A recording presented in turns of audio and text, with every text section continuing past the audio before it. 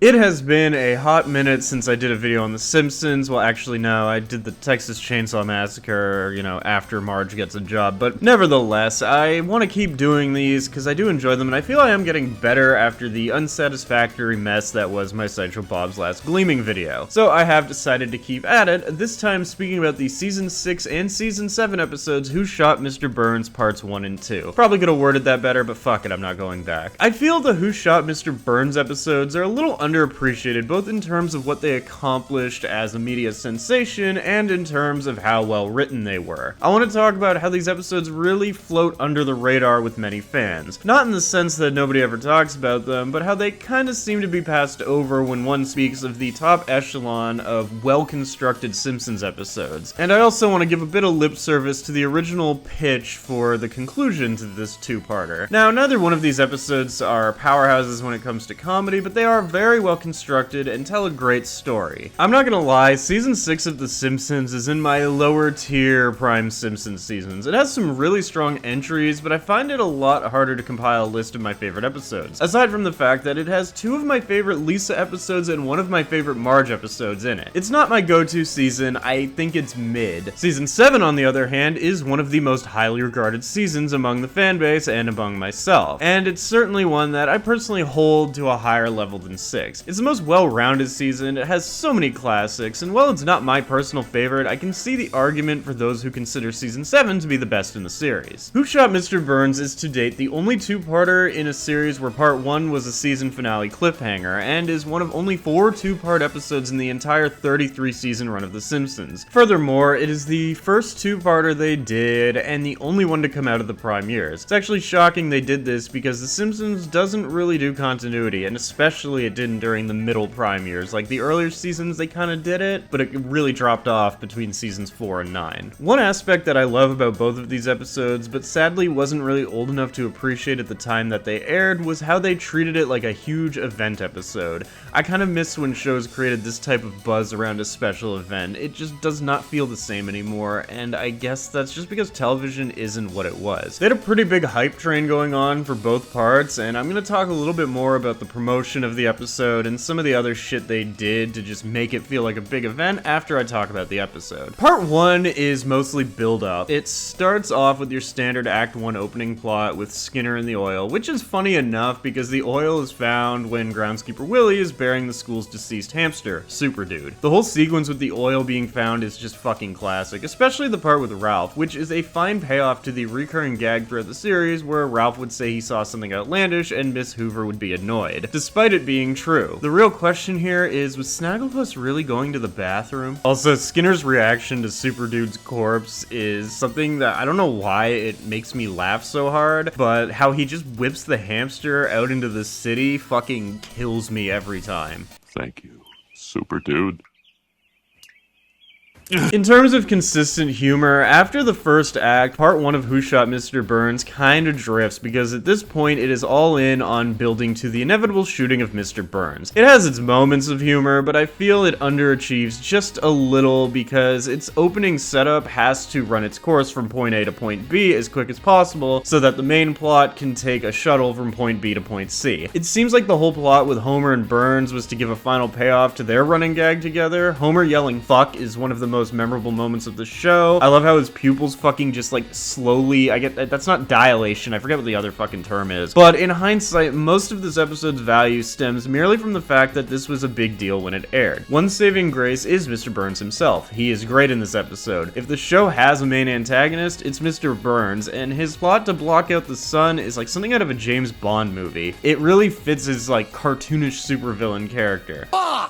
He was a rank amateur compared to Dr. Colossus. But in terms of humor, Part 1 does not pack it as hard as Part 2, but it manages to become memorable in other ways. I love all the little hints that they drop in this episode. It is funny how everything they put in this episode could lead you to the conclusion that, spoiler alert, Maggie Simpson shot Mr. Burns. This episode is the definition of hindsight is 2020. I won't go over all the clues, at least not verbally. I'm probably going to use the clips that in my editing to show them, but the writers did such a good job concealing the fact that Maggie did it while putting it out in the open. They hid the conclusion in plain sight, and that is like top tier. The creators don't get nearly enough credit for this. Like, this is advanced mystery writing 101 done within a 22-minute primetime animated sitcom, and it adds to the rewatch value to try and spot some of the stuff you may not have caught. Like, Maggie's death stare is something that went fucking over my head for years. That is like, damn, they pulled one over on us fucking good. Who Shot Mr. Burns Part 1 had a 15.9 Nielsen rating. While not the highest viewed episode of the season, unsurprisingly that distinction goes to Trios of Horror 5, it was viewed by enough households. Leading up to and following its broadcast, there was a Fox sweepstakes that would award a prize to whoever could guess the shooter before the air date of Part 2. Basically, it was one of the first online-style sweepstakes for a television show, and the way it worked was kind of fucking weird, so I'm gonna try to explain it to the best of my ability. So any hardcore Simpsons fan knows this, but for those of you who might be casuals, the prize for the contest was that the winner would be animated for an episode of the show.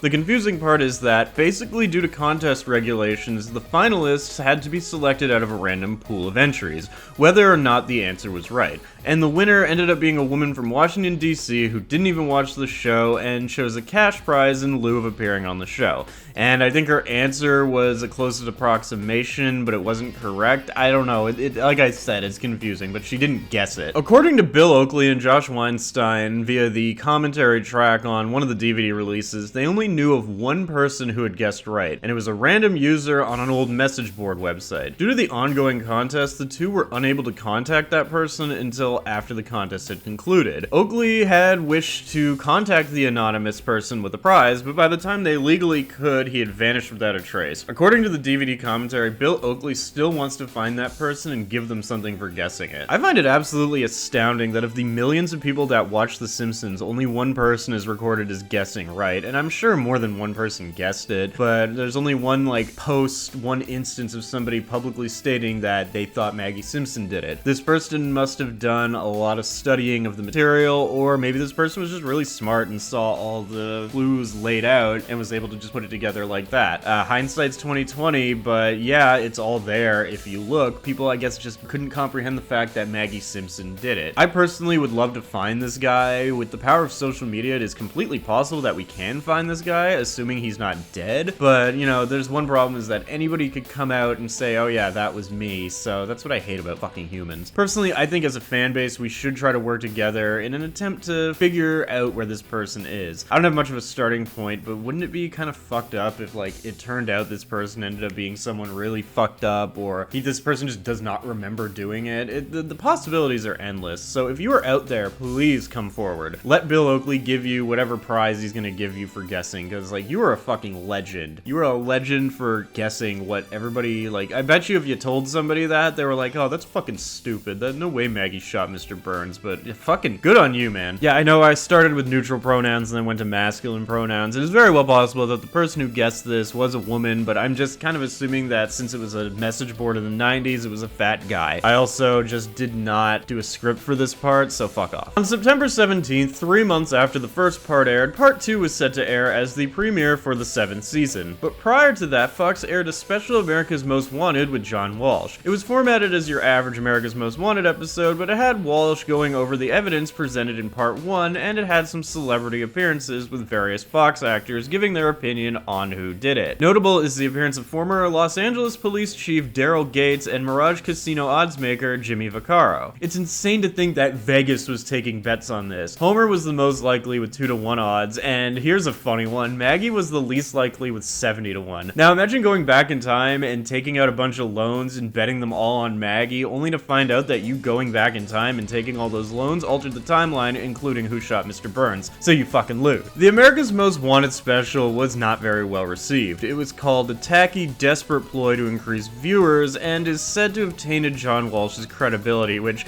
ouch, that's a bit harsh, man. It was just a dumb TV special. Part 2 aired afterwards, and I'll admit, Part 2 is a lot funnier than Part 1, but its build-up is not as well done. We obviously continue with the red herring that is Smithers, as a lot of the more upfront build-up placed him as a prime suspect. I've got a rather large sin to confess. I'm the one who shot Mr. Burns. All I needed to hear. Boy, this thing looks great. We debunk the rest of the suspects, including Smithers. Burns wakes up from his coma, only able to say Homer Simpson's name, so Homer is now the prime suspect. Lisa tries to figure out the solution on her own, we get a Twin Peaks parody, etc. Only for it to be revealed that it was Maggie Simpson all along. I think this is one of the first Simpsons episodes where people considered it to be a shark jump moment for the show. It was a huge publicity stunt that garnered mass interest for the conclusion, only to end in what could be described as the ultimate screw the audience joke. And I honestly fucking love it. Who Shot Mr. Burns is probably one of the most interesting episodes of the series, both parts. It was a gimmicky episode, but it was intended to create buzz, which yeah, it fucking did. It's not appreciated enough now, and while I could never call either part one of the best episodes in the show based on the traditional criteria, I can undeniably call it one of the best stunts this show, or most shows, has ever pulled. It's also worth noting that in the 138th episode Spectacular, there were several fake endings that David Merkin recorded with only Harry Shearer, depicting most of the prime suspects as the killer. Merkin had hoped to accidentally on purpose leak these endings to media outlets, but it didn't really work as intended. Who Shot Mr. Burns Part 2 dominated Season 7 in terms of ratings, with a 22.1 Nielsen. The only other Season 7 episode to even come close to the ratings of this was Jurassic Force 6, which had a 19.7. Say what you will about the conclusion of Maggie Simpson shooting Mr. Burns, but it was fucking ballsy and so out of this world that nobody could have possibly guessed it, well besides that one guy, despite the substantial evidence presented in both parts. But it's funny, Maggie Simpson was not the only choice to be the shooter. Sure, Smithers was a good red herring and may have even been considered, don't quote me on this, but I think if the Maggie one leaked, Smithers probably would have been switched in at the last minute. But it's funny, one of the early pitches for this episode was to have Barney Gumble be the shooter. I think Oakley and Weinstein had some sort of problem with Barney as a character because they wanted to send him to jail for a bit to refresh the show. I'm guessing they thought his character was played out and needed a break or something. Maybe there was only so much they could do with an alcoholic, who knows, but there's a bit of legacy content in part 1 that could lead the viewer to believe that Barney Gumble did it, and uh-oh. Nah, fuck that shit. But it's interesting to think what the show could have been like if Barney was the shooter. I don't know in what way, but I think the final conclusion benefits The Simpsons much more because despite being a screw the audience style blow-off, people still remember it. The show still remembers it. Well, I think it's good for a show to go off the air before it becomes stale and repetitive. Maggie shot Mr. Burns again. And it kind of takes little bits from the prior episodes and acts as a sort of payoff for several running gags that would be downplayed in the seasons that followed. And of course, this episode sort of acts as a sequel to the Season 5 episode Rosebud, which establishes a back and forth between Maggie and Burns, as well as establishes that Maggie can physically overpower Mr. Burns. I guess in a way you can consider Rosebud to be Who Shot Mr. Burns Part 0. Nah. In terms of humor, these two episodes are nothing to write home about. Don't get me wrong, there are funny moments, but that's not what these episodes are about. In terms of every other quality attribute that The Simpsons is known for, these two combined can certainly be considered one of the show's greatest achievements. If I had to give an out of 10 score, I would combine both the episodes as one, and I would give it a solid 7 out of 10. Not the funniest episodes, rewatchability is not very good because I know Maggie did it, but they're still really cool to look back on and have a cool history behind them. What are your thoughts on Who Shot Mr. Burns? Let me know in the comments. And now I must take my leave because I'm doing Kenny vs. Spenny next. Hey, then maybe I haven't become a hideous drunken wreck. Oh.